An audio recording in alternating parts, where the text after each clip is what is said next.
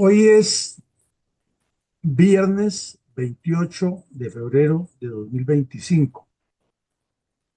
Estamos en el episodio número 715 de la memoria histórica aún no contada del conflicto armado en Colombia. El tema que vamos a tratar es relacionar otros hechos de violencia que sucedieron en el Valle de Cauca y el departamento de Caldas en los meses finales de 1961, continuando con esa oleada de crímenes de violencia tripartidista que hemos venido reconstruyendo en los últimos episodios. Y si habíamos tenido una cantidad de informaciones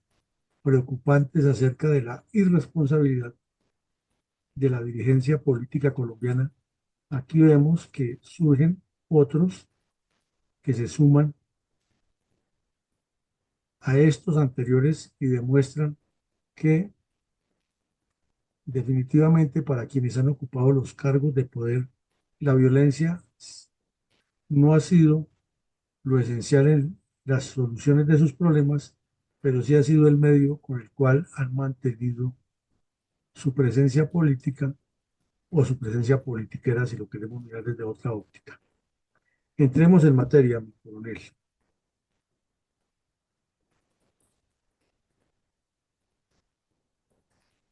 Bueno, mi coronel,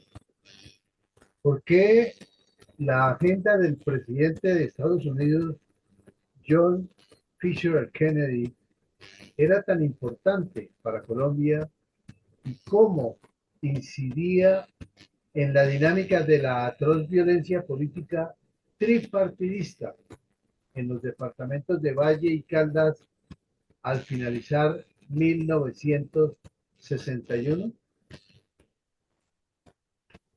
El presidente John Fitzgerald Kennedy asumió la presidencia de Estados Unidos en el momento más culminante de más alta tensión entre Estados Unidos y la Unión Soviética. Estaban en la lucha por la conquista del espacio y estaban en la lucha por el dominio de la carrera nuclear y como complemento estaban en la lucha por la expansión geopolítica en los países del tercer mundo de Asia, África y Latinoamérica. Esa pugnacidad se manifestaba en la recuperación que ha logrado Europa a partir del Plan Marshall y en el anuncio de la implementación del programa de Alianza para el Progreso de Latinoamérica. Vimos que en ese mismo año, el 61, fue bastante tensa la reunión de la OEA en Punta del Este con el fin, Uruguay, con el fin de sacar adelante ese proyecto de Alianza para el Progreso. Había muchas presiones para sacar la dictadura cubana de cualquier organización latinoamericana y se tenían ya informaciones de la ubicación de armas de alto calibre en Rusia, inclusive en el desfile del 1 de enero del 62, celebrando los 3 años de la victoria comunista en Cuba. La opereta, la imitación de ejército que tenía la dictadura castrista, presentó una gran cantidad de armas soviéticas de manera desafiante contra el resto del continente. Pero lo más complicado era que ya en Latinoamérica había varios grupos terroristas actuando dirigidos por la dictadura cubana. Y en Colombia, el MOEC acababa de cometer un acto terrorista salvaje contra el batallón Palacé, asesinando a más de 30 personas en plena celebración de la noche de Navidad, cuando la unidad militar reunía a todas las familias de oficiales, suboficiales y algunos familiares de soldados que vivían ahí en la ciudad de Buga, Guadalajara de Buga, y ocurrió una explosión causada por un terrorista que estaba infiltrado dentro de la unidad. El presidente Kennedy había anunciado la visita a Colombia. Se consideraba en las caricaturas de humor político que 1962 sería el nacimiento de del fortalecimiento de Estados Unidos en Latinoamérica, y se presentaba en otras formas al presidente Kennedy como el salvador de toda la tormenta política que se estaba gestando desde la Unión Soviética contra Latinoamérica, particularmente en Cuba. Por lo tanto, cualquier hecho de violencia tripartidista que ocurriera en Colombia no solamente que era relacionado de manera periodística con los intereses de Cuba en Latinoamérica por medio de la narcodictadura cubana, sino que salían a menudo a flote documentos en los que se probaba que los grupos bandoleros estaban haciendo un viraje progresivamente hacia el comunismo y que el MRL del señor Alfonso López cada día era un problema más para la estabilidad política, ya que había mucha gente engañada que lo apoyaba sin entender que este sujeto estaba en una alianza nefasta con el comunismo y que los comunistas sí estaban aprovechando esa violencia bipartidista para convertirla en tripartidista y avanzar hacia la toma del poder. Es un momento histórico que bien vale la pena estarlo recordando y profundizando, y que el señor de Rux no lo menciona para nada en el supuesto informe en el que cuenta la verdad de cómo comenzó la violencia comunista contra Colombia. Mi coronel, ¿cuál fue el contenido del vehemente discurso del ministro de Gobierno Fernando Londoño en torno a la convulsa situación de violencia tripartidista? ¿Y qué connotaciones había en su narrativa sobre la atroz violencia política en los departamentos del Valle y Caldas en el año de 1961? Comencemos por recordar lo que dijimos hace unos días aquí. El ministro Fernando Londoño, padre del señor Fernando Londoño, que años después fue ministro de la administración Uribe y que es aún uno de los más críticos de todo lo que sea izquierda, armada y desarmada. Para la época era el hombre estrella del Parlamento, porque cada vez que lo invitaban allá recurría a un lenguaje demasiado florido, a una altisonancia de verborrea, y parecía que estuviera en competencia con Gaitán y con Laureano Gómez, que ya no eran parlamentarios, pero que han dejado una marca profunda en el Congreso de la República, ese lenguaje florido y lleno de figuras y retruécanos para presentar cualquier cosa que se relacionara con política. Y la ignorancia del pueblo colombiano era tal que creían que entre más palabrejas extrañas utilizara y más figuras literarias recurriera, era un buen político. Si no produjera nada, y que hablara de esa manera, hubiera dicho tal vez en su momento,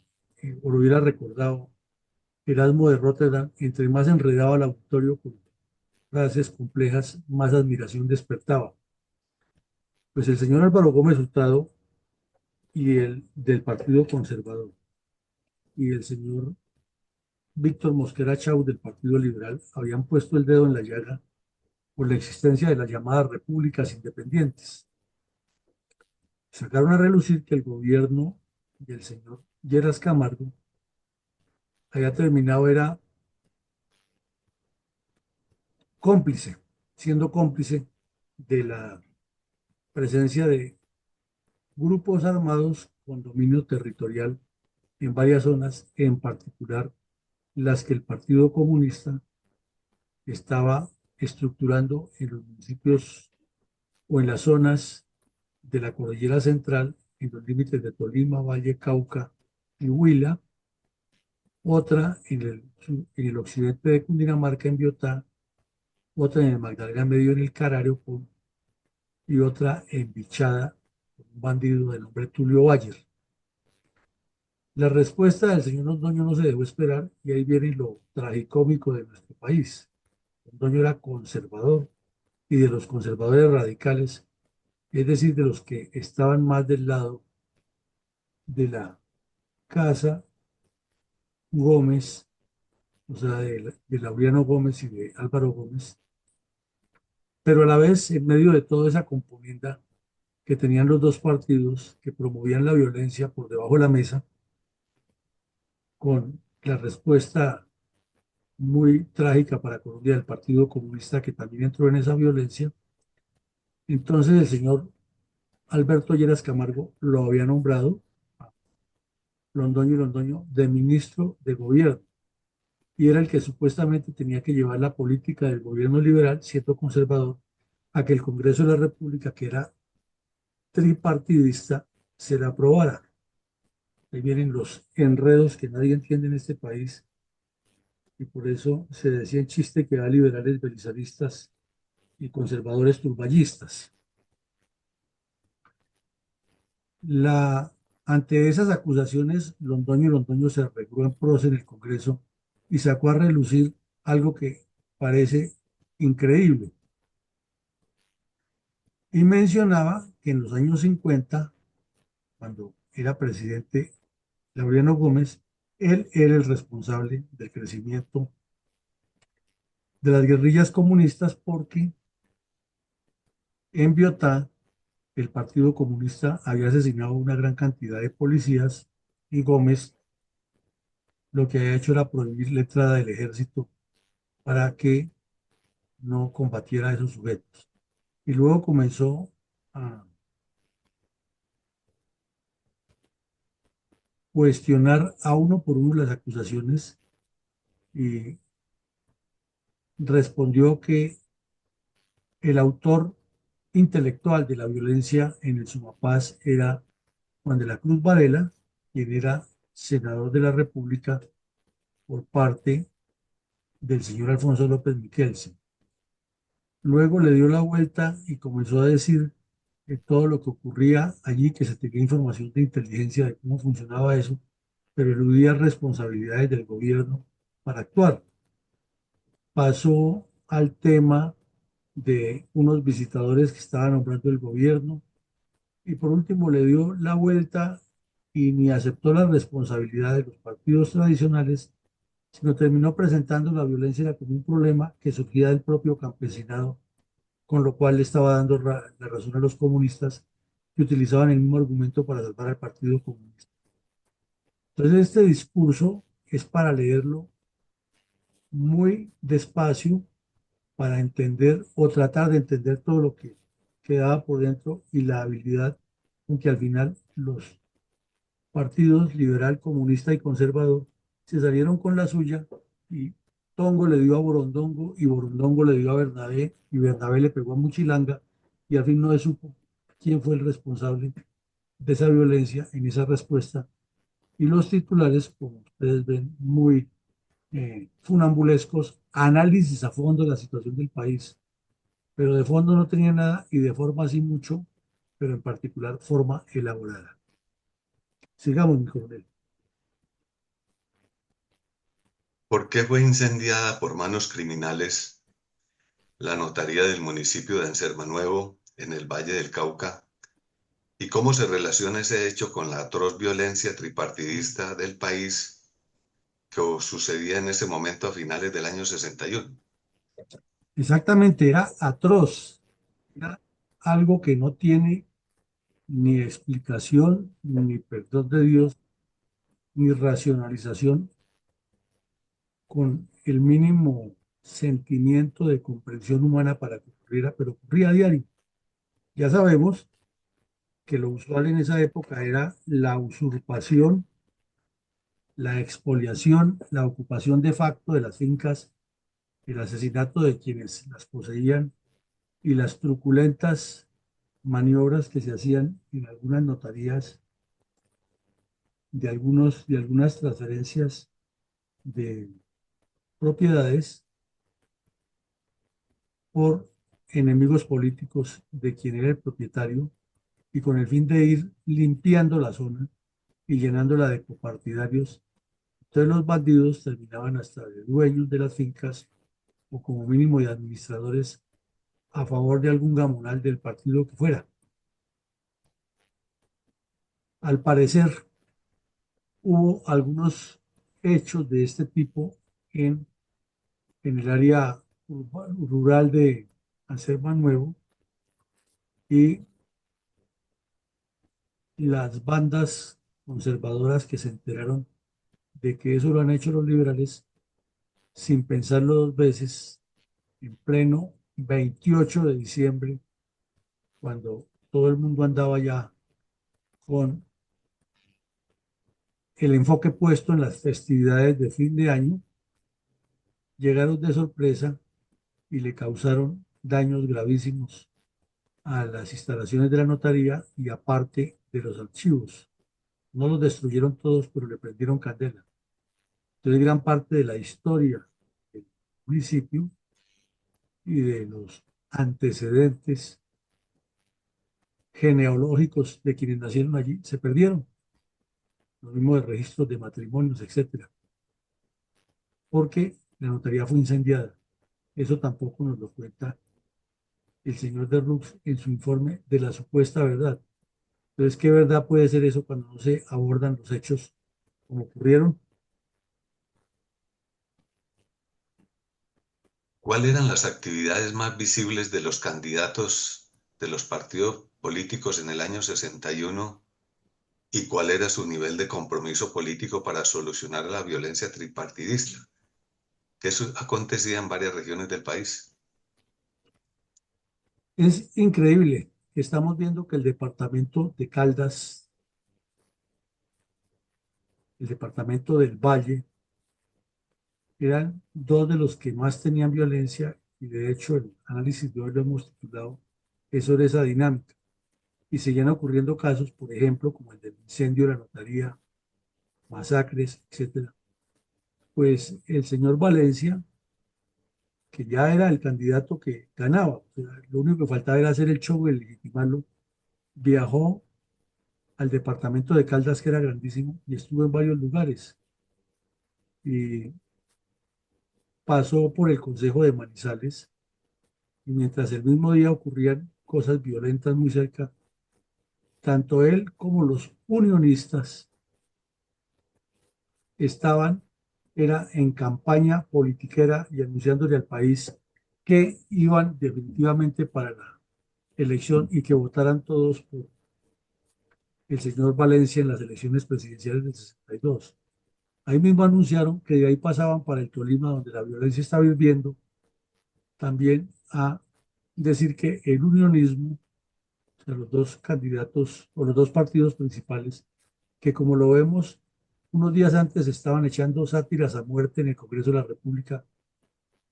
acerca del origen de la violencia, allí estaban sin ningún problema presentando la candidatura del señor Valencia en nombre de los dos partidos. Y uno de esos era Misael Pastrana Borrero, que había ido a acompañarlos y de manera increíble el señor eh, expresidente Mariano Ospina Pérez andaba en esa misma tónica apoyando un poco de textos de esos. eh, Hicieron una proposición que la aprobaron por el Consejo de Manizales, invitando a todos los políticos del departamento de Caldas a que apoyaran el unionismo, pero no decían nada de cómo resolver el problema de la violencia, sobre el unionismo para ganar las elecciones y anunciaron una cantidad de reuniones políticas, ya lo dijimos, en el Tolima e inclusive en el Huila, por intermedio del señor Misael Pastrana Borrero, que años después, ya desde esa época estaba previsto que él tenía que ser presidente también. Entre tanto, el laureanismo que dirigía Laureano Gómez y Álvaro Gómez, que estaba en disidencia del Partido Conservador, hacía reuniones y proclamaba que el laureanismo iba a presentar su candidato por su cuenta. Y quien lo creyera, el manzanillo Belisario Betancur, que de manera increíble fue después el ministro del Trabajo del señor Valencia, andaba instigando a la división completa del Partido Conservador y apoyando disque a Laureano Gómez, que era el más extremista de los conservadores. Y ya lo vimos también que en el año 72, cuando se produjo el pacto de Chicoral, del cual Petro utilizó toda su argumentación aquí en un discurso incitando a los campesinos a la violencia, Belisario Betancur, que 6 años antes, perdón, que 10 años antes había sido el adalid del laurealismo, ahora parecía adalid de un grupo político conocido como la NAPO, que era agua y aceite con el laureanismo. Todos sabemos que Rojas Pinilla sacó del poder el laureanismo y Laureano Gómez lo dio a muerte hasta el final de sus días. Y que Belisario Betancur, que había sido uno de esos eh, mosqueteros de Laureano Gómez en toda esa campaña, y ahí lo vimos con la facilidad que se pasó para el otro lado y hasta le ofreció al general Rojas Pinilla, que aquí lo estuvimos analizando, que Rojas Pinilla fuera el presidente o el dirigente principal del partido, María Eugenia la segunda, y que él iba de tercero ahí sin problema, porque él quería ser presidente de Colombia. Todos esos manzanillos son los que más le han causado daño al país, y ahí están las pruebas de cómo cambian de color político. Y todos pues conocemos lo que fue el desgobierno de Belisario Betancur. Y en esa época, aprovechando ahí la sombra de Laureano Gómez, apareciendo como laureanista, algo parecido a lo que hicieron Roy Barreras y Benedetti cuando estuvieron a la sombra de Uribe y eran los uribistas número uno. Y de remate, el Partido Liberal, no solo que andaba en su dirigencia promoviendo el unionismo con el señor Valencia y en contra del laureanismo, por ende Belisario Betancur y Enrique Grau eran de los contradictores más fuertes del liberalismo, pero cuando llegaban al Congreso todos eran de los mismos y se tapaban con la misma cobija. Y los liberales lo que andaban era toda la Dirección Nacional Liberal preocupadísima porque el gobernador de Cundinamarca había vetado los nombramientos de unos, eh, o mejor, porque el gobernador de Cundinamarca había nombrado a unos politiqueros en distintos cargos, aprovechando toda la efervescencia que había en el país de partidos, y la asamblea los había vetado para que ejercieran los cargos. Entonces la preocupación de los tres partidos, como vemos, en medio de esa orgía de sangre que estaba en el país, era sus intereses particulares de cada quien y cómo acomodarse para mover toda la maquinaria electoral en el 62, que no fuera a fallar la elección del señor Valencia por un lado y de cómo torpedearla por el otro, pero completamente distanciados de lo que le convenía al país. Es decir, torpedearla para beneficio de ellos, no para beneficio del país. Adelante, mi compañero. Entonces fue incoherente con la realidad política cargada de violencia tripartidista y el anuncio populista del presidente Lleras Camargo, justo en el mismo momento en que la violencia arreciaba en Tolima, Valle, Cauca y Caldas. Totalmente incoherente, mi compañero. Además de que los partidos andaban en el carnaval, ya hemos visto los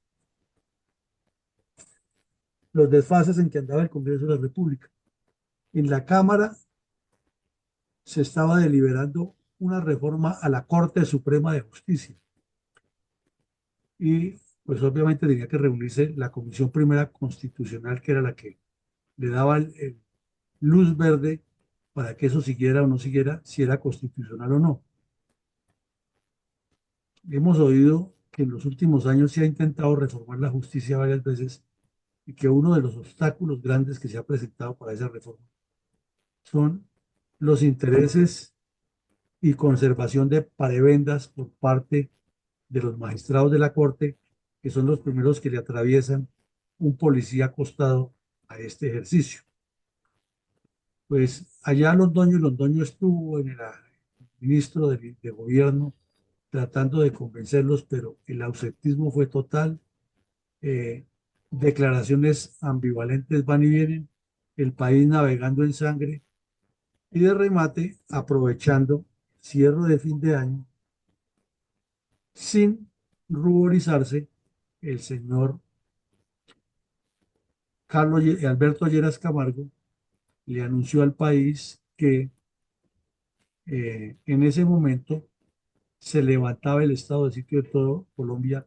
debido a que, dizque la situación de orden público había mejorado y ya no se justificaba tener esas medidas coercitivas tales como la más usual, que era llevar a la justicia penal militar a todos los que estuvieran investigados o relacionados con el terrorismo y la violencia tripartidista eh, que afectaba al país. Ahí hay mucha tela para cortar, mucha reflexión para el país y también un cuestionamiento muy serio al señor Lerroux con su falso informe de la verdad que escribió, porque cómo no va a mencionar estos hechos tan graves y esta irresponsabilidad de la dirigencia política, y cómo quienes escriben la historia todavía con sesgos de liberales y conservadores retrógrados siguen sosteniendo que ese periodo del Frente Nacional fue una maravilla, si aquí lo que estamos viendo es completamente lo contrario y sin ningún apasionamiento, sino sobre hechos reales, se puede repetir que es el periodo que ratifica los intereses de la violencia de todos los sectores y vectores hasta abrirle el camino al comunismo, que lo ha encontrado fácil para hacer violencia, traficar narcóticos y causar toda la depredación que llevan en 60 años contra Colombia. Pero la verdad no se cuenta como es y de ahí para allá, ¿qué podemos esperar que se tome por cierto en torno a esa realidad? Sigamos, mi coronel. ¿Qué hechos de violencia ocurría en el departamento del Valle del Cauca simultáneamente con la dinámica de la atroz violencia política tripartidista en los departamentos del Valle del Cauca a finales de 1961 y cómo podríamos explicar con alguna lógica, si es que la hubiera, acerca del increíble contraste de carnaval y parranda en Cali para ese fin de año? Bueno, aquí sí que hay otro poco de tela para cortar, pero resumámosla o comencemos por uno de los hechos que estaba enlutando en ese momento el país. Y es que el mismo día que el presidente Lleras Camargo anunciaba que el país estaba en paz, que afortunadamente no había habido ningún hecho de violencia para el fin de año, se levantaba el estado de sitio a todo el país como regalo de término del 61 y comienzo del 62. Y los medios de comunicación le daban todo el despliegue. Además que Lleras Camargo era otro orador, no tan florido en su lenguaje como Londoño, como Laureano Gómez o Gaitán, pero tenía mucha habilidad histriónica y de dicción. Entonces tenía una dialéctica también envolvente y se echó un discurso después de que leyó un decreto por el cual se restablecía el orden público en todo el país. O sea, según él, la violencia se había acabado. La violencia que su gobierno había cohonestado y había permitido, pero se había acabado. Esa misma noche, otra vez en Sevilla Valle, de manera increíble, eh, estaban en una fiesta en una casa, pero como se reunían era obviamente por colores políticos, así no entendieran qué pasaba, pero se reunían allá en Sevilla, aunque había puesto militar y las tropas estaban muy activas en una de esas casas, en medio de una fiesta grande o en un salón de esos comunales, un barrio, había más de 200 personas celebrando el Año Nuevo. Y pasaron unos terroristas y lanzaron una granada. Pánico total. Afortunadamente la granada no estalló, pero el impacto fue impresionante. Lo que hubiera estallado, habían muerto muchas personas, habían quedado muchos heridos y había causado un impacto a nivel nacional de fin de año y comienzo de año. Sin embargo, para el presidente Lleras no le pareció nada grave y levantó el estado de sitio. Pero como la pregunta es qué lógica le podíamos encontrar a la parranda, ahí sí, ninguna. Hace unos meses, quizás un año, vimos aquí el caso de un asalto terrorista del M-19 en el año de 1965 contra el municipio de Génova, Quindío, y asesinaron a un oficial de la policía que era el comandante del distrito o de la unidad que estaba en Caicedonia Valle y que ha venido rápido a apoyar con su gente a los agentes que eran atacados en el municipio de Génova. Y lo asesinaron ahí en un puente y hasta se publicó la escabrosa imagen gráfica de cómo quedó el cadáver del oficial allí. Y por la tarde el gobernador, en lugar de suspender, estaba en el municipio vecino organizando una festividad, un carnaval popular, un reinado. Y entonces todos los habitantes que tenían recursos se fueron de Génova para allá, como si no hubiera ocurrido esa masacre de policías ahí en la entrada y la destrucción del cuartel de policía. Y el gobernador estaba encabezando esa parranda. Pues lo mismo ocurría en el año 61, nadie entiende, era el cierre de la gran feria de Cali, donde la gente salía en sus cabalgatas y a tomar trago y los borrachos haciendo tiros y se preciaban de hacer algo que llamaban las casetas en ese tiempo, que aún lo siguen llamando las casetas,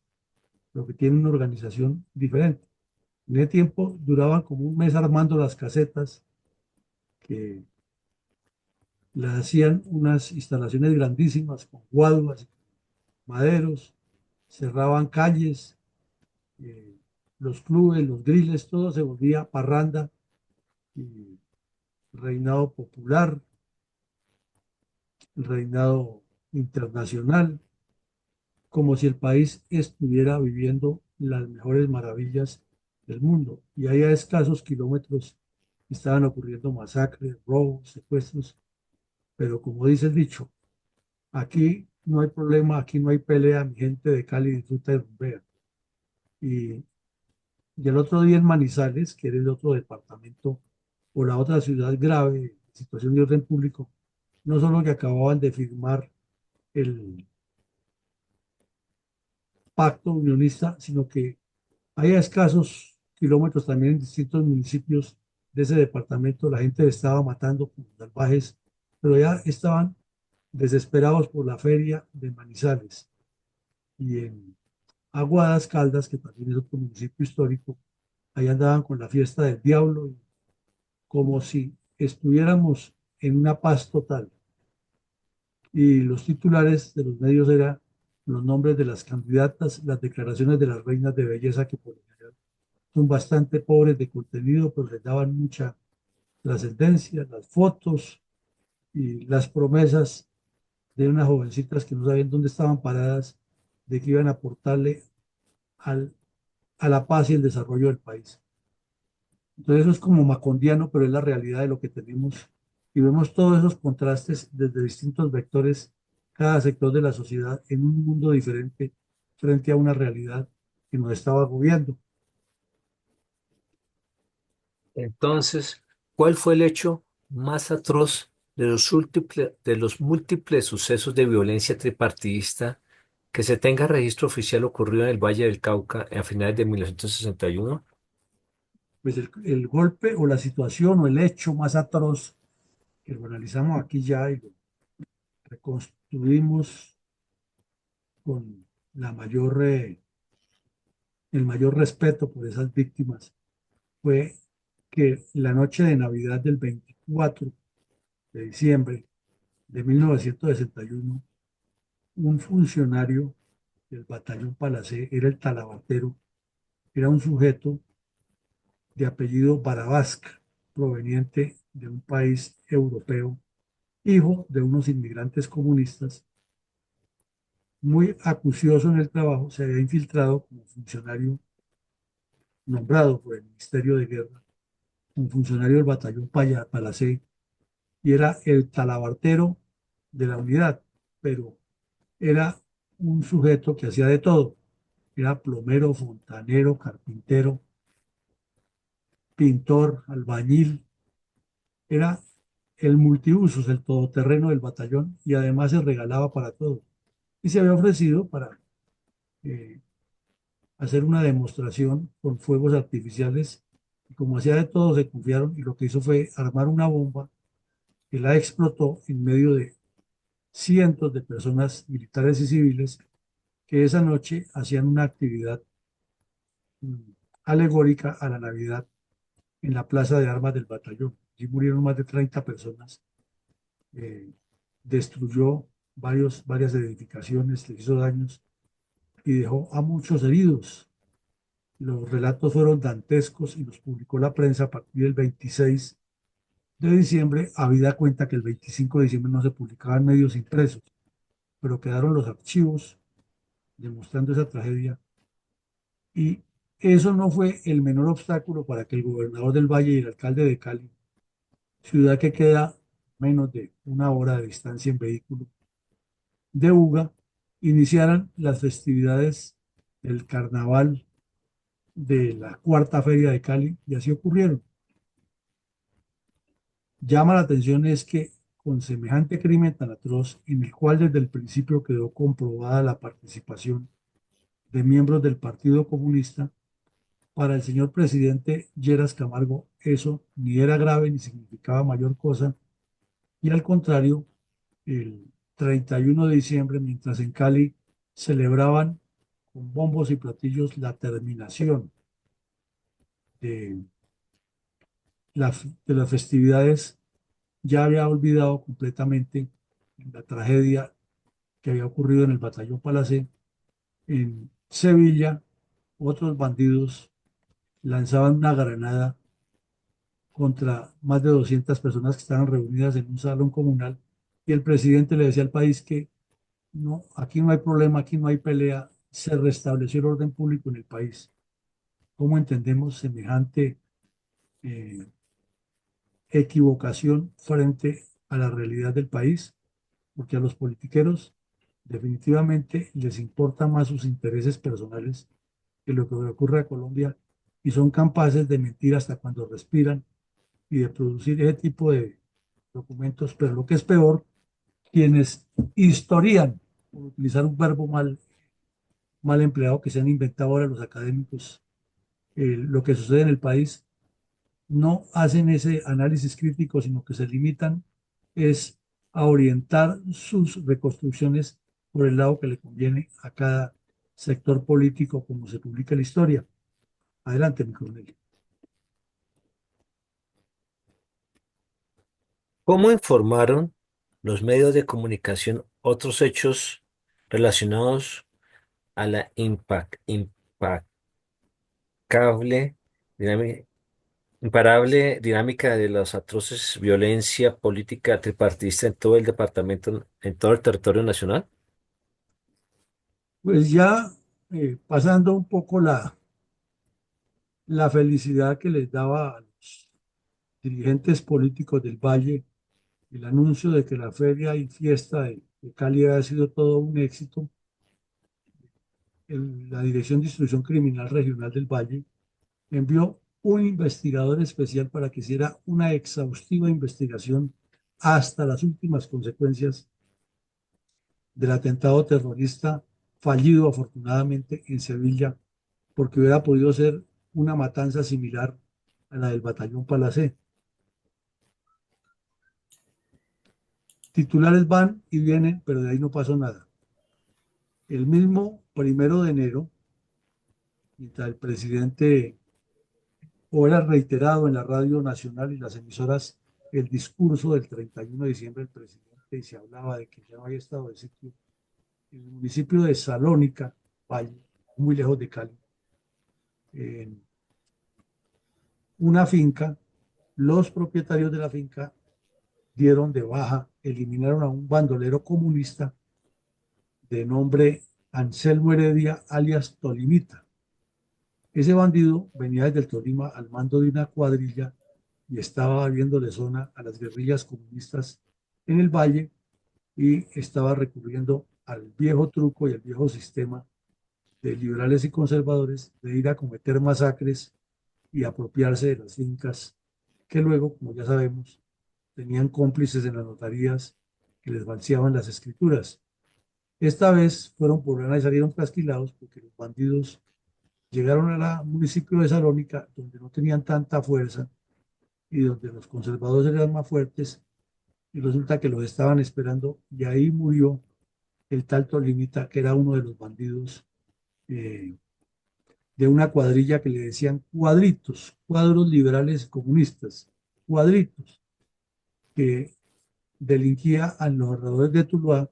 en contubernio con el MRL del señor López Michelsen y el Partido Comunista. Y los campesinos lo dieron de baja, evitaron que cometiera la masacre en la finca, pero sin embargo para el presidente de la República el país estaba en paz total y eso eran hechos pequeños. Entre tanto en Cali, un agente del F2, siguiendo unos sujetos en el barrio Nueva Floresta, fue asesinado, lo torturaron y lo dejaron abandonado en un potrero y ya fue descubierto por la comunidad. Después se tuvo la información que era también por cuestiones políticas entre liberales y conservadores. Y en los municipios de Río Frío y Toro hubo otros crímenes relacionados con la violencia política. Entonces, ferias y fiestas en Cali, discursos veintejurieros del presidente, eh, actividades unionistas, divisiones del MRL y el lauranismo, y el país seguía ahora con el cuento de la pacificación que según el presidente se ha logrado. Mi coronel, y mientras tanto, ¿cómo hacía demagogia y autoimagen el presidente Lleras Restrepo por medio de sus áulicos en los medios de comunicación nacional y regional? Esto era increíble. En Caldas, entre tanto, fue capturado otro bandido en plena festividad de Aguadas, ha llegado allá a hacer, a disfrutar de la fiesta y a imponer el terror. Un bandido que le decían Sonrisal, que ha sembrado el terror en todo el norte del Cauca y parte del Valle, que ha cometido una cantidad de crímenes y fue capturado en plenas festividades disfrutando y fue un éxito para la policía. Pero en otros municipios de Caldas ocurrieron unos asaltos y unos crímenes terribles. Y en el Tolima, que no se quedaba atrás, hubo más asesinatos y más violencia en el norte del departamento, inclusive el asesinato de unos policías. Según el presidente eso estaba tranquilo. Y el señor Lleras Camargo, que ya estaba en el fulgor de su, perdón, estaba en los estertores finales de lo que él ha llamado su fulgor político, eh, hablaba de que él estaba limpiando la casa porque él la iba a entregar a su sucesor, un país en paz y en pleno motor del desarrollo. Y estaba utilizando la información de la visita del presidente Kennedy para dar a entender que Estados Unidos, que era la cabeza del mundo en ese momento, le daba el respaldo totalmente a su gobierno. Y como unos años antes el señor Eisenhower le había enviado a Richard Nixon para lavarle la imagen, pues todo eso le convenía y el anuncio de la visita de Kennedy ahora como presidente y la visita de los viajes que él hizo a Estados Unidos, recordemos cuando viajó y que regresó y es como si hubiera llegado de la luna el apoteósico recibimiento que le hicieron aquí en la capital, y todo el despliegue que le daban los medios de comunicación y su calculado discurso de que el país estaba bien, era para dejar la imagen que el Partido Liberal, bajo su dirección, había hecho lo mejor posible, que la violencia era problema ya de campesinos ignorantes que se mataban y que el gobierno, como siempre, era libre de cualquier responsabilidad. Entonces el caricaturista Chapete, que le hacía mandados permanentemente, le publicaba esa caricatura en la que presentaba como con una escoba había limpiado todos los obstáculos y lo ha echado en una caneca, entre ellas el estado de sitio, para que la campaña electoral, como vemos ahí, tuviera esa autopista abierta para lograr su eh, fortalecimiento en la idea de Frente Nacional. Adelante, mi coronel. Con reverencia, admiración y absoluto respeto por todas las víctimas del terrorismo comunista contra los colombianos, escuchemos un minuto de silencio en homenaje a sus vidas, sus obras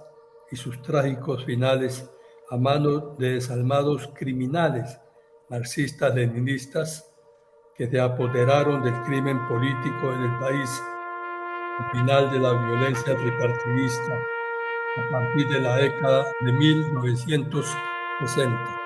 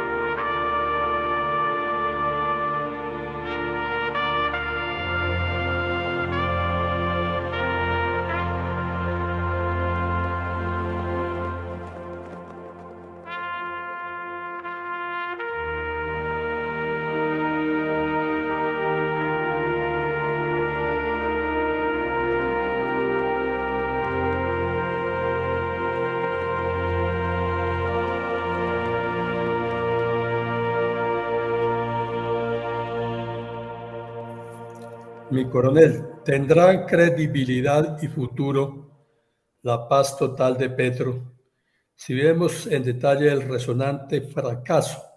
de los gobiernos del Frente Nacional en el periodo de 1958 a 1974, cuya idea laxa y débil de la paz era muy parecida a la del gobernante actual de Colombia? Pues, mi coronel, como lo hemos venido referenciando en las jornadas de formación de estrategas estadistas en la tarde y en esta de la memoria histórica, mientras la dirección del Estado no corresponda a partidos políticos con proyectos, programas, con estrategia, con organización, etcétera, la paz, que es una consecuencia del bienestar al que está obligado todo gobierno por medio del desarrollo y la seguridad,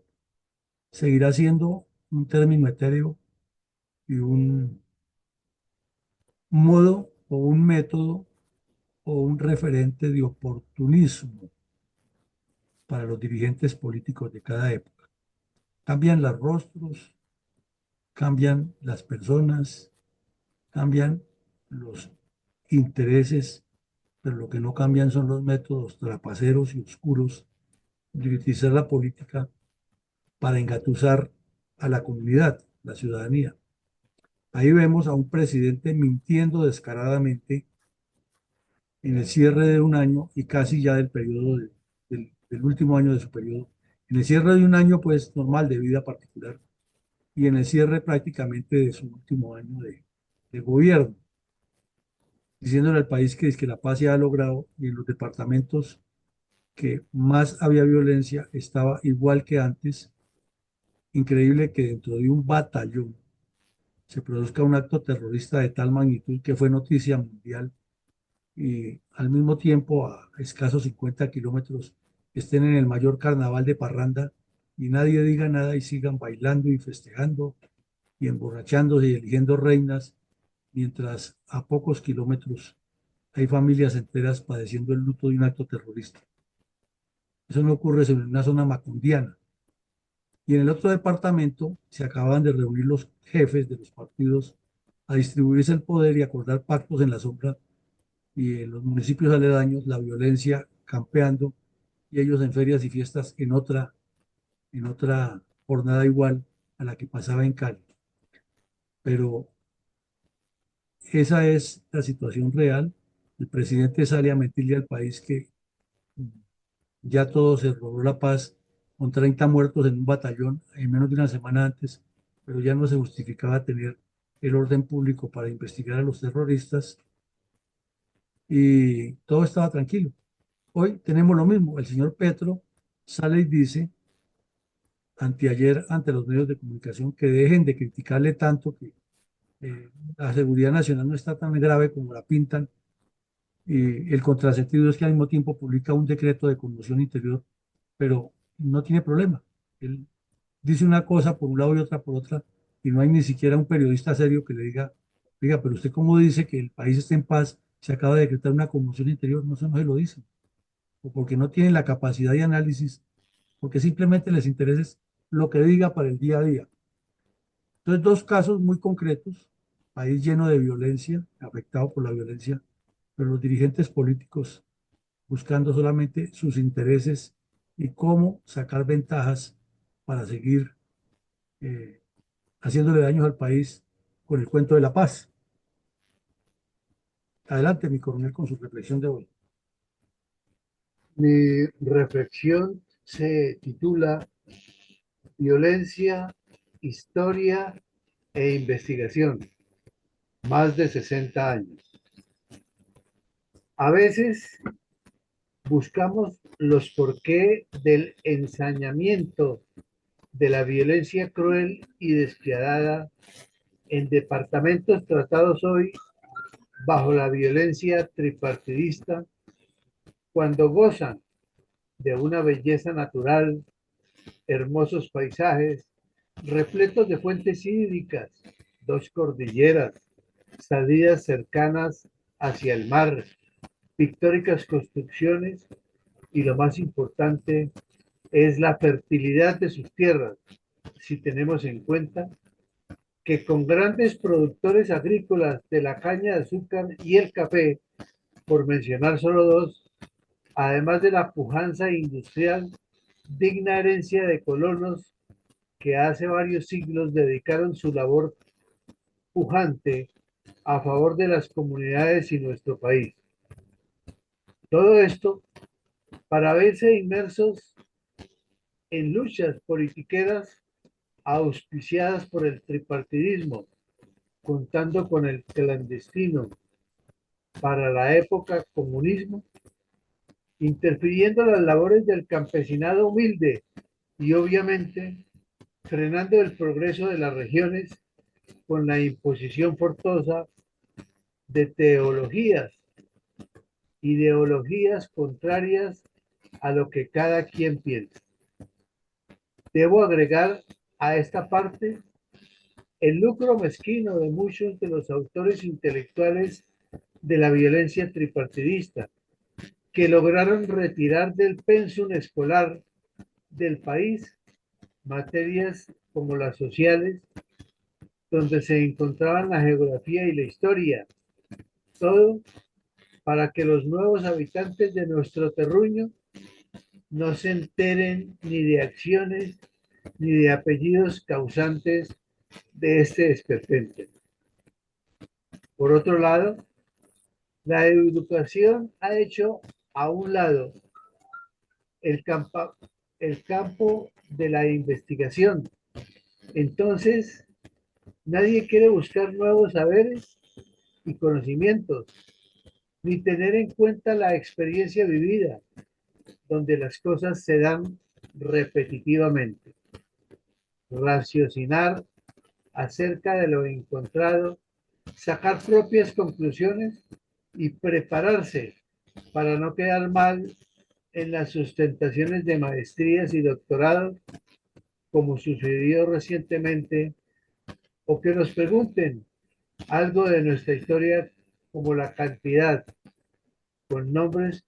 de las batallas que nos dieron la independencia en la gesta libertadora. Pues bien, acá concatenemos lo tratado. Si no damos continuidad y apoyamos programas como el de la memoria histórica aún no contada del conflicto armado en Colombia, seguiremos viviendo de la repetición de los hechos violentos y de seguro iguales o con mayor crueldad que en el pasado. Seguiremos comiendo cuentos de sesgados informes disque de la verdad, pero incompleta y tergiversada. Los jóvenes y las futuras generaciones seguirán creyendo las mentiras fantasiosas que les quieren dar bajo la acusación y culpabilidad del gobierno y solo sobre los verdaderos legales, que son los integrantes de la fuerza pública. Seguiremos escuchando que el Libertador es el tal Tiro Fijo, o el Benedetti, o el poco preparado jefe de la primera línea que ahora niega, o el tal patrón, o y no nuestro verdadero guerrero Simón Bolívar. Por eso nos están tumbando, dañando y o destruyendo nuestros monumentos, el de la 80, el de los héroes de la campaña libertadora y acabando poco a poco con la tradición de nuestro país. Y finalmente, seguiremos escuchando los nombres y apellidos de caciques y politiqueros que fuera de auspiciar esas matanzas, asesinatos, violaciones, reclutamiento forzado de menores y desplazamientos forzados, entre otros, creo que lo que nos resta de vida no alcanzará para eso. La recuperación será tortuosa y de mucha dedicación y estudio, si es que no queremos seguir por la misma, de repetición en repetición. Cordial invitación a que en familia escuchen nuestros programas pasados impregnados de la verdad verdadera en nuestra página web, sin restricciones, y dejemos de tragar entero, porque nos van a atorar y y los malos seguirán gobernando. Muchas gracias, mi coronel. Bueno, muchas gracias, mi coronel. De lo que usted escribe y reconstruye acerca de lo que ha pasado, podríamos decir que recomponer el sendero de la política colombiana es una tarea titánica.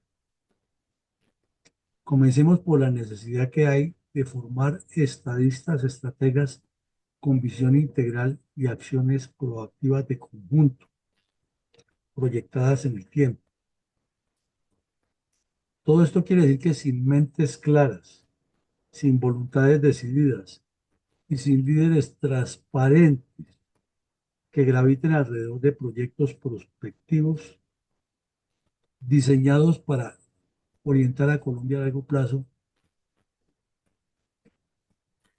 desafortunadamente las palabras paz, seguridad, desarrollo, integración nacional y hasta la cacareada unidad solo serán vocablos demagógicos útiles para los politiqueros de turno en cada época, seguir engañando y prometiéndole esperanzas a un pueblo que las conserva y que de pronto esas parrandas populares le sirven para anestesiarlo de la realidad de la tragedia de la pésima dirección política. Con todo esto que hemos reconstruido de los años 61 y 62 y que aún nos falta mucho, recordamos que cuando niños se escuchaba en las viviendas a los adultos hablar de la violencia y la tragedia que vivía Colombia, pero no se le daba la dimensión que es, y luego los mismos políticos se encargaron de ir tapando eso con otras violencias, así como Petro tapa sus escándalos con otros escándalos, los políticos han tapado las violencias con otras violencias y el país se recicla. La violencia de la marihuana, la violencia violencia de la coca, la violencia de los extranjeros, la de ahora los migrantes que pasan por la frontera, la del terrorismo del ELN y las FARC matándose entre ellos, la destrucción de poblados que hacían las FARC hace 20 años, y toda una violencia tapa la otra, y siempre el escándalo de que la situación está muy mal y que este gobierno ha fallado y viene el otro y hace lo mismo. Nos demanda mucha responsabilidad y acción correctiva. Esta noche continuaremos con las tareas académicas que nos hemos impuesto de ir reconstruyendo elementos esenciales de la estrategia y la táctica militar, cotejándolos con la dinámica política. Llegaremos al quinto principio de la guerra, que será el de la masa, muy relacionado con la economía de fuerzas, que ya lo vimos, pero que induce a temas como la reflexión acerca del populismo, que es una forma masiva de hacer política. A todos un feliz día, que Dios nos siga acompañando y no perdamos la fe en Colombia y en construir un mejor país.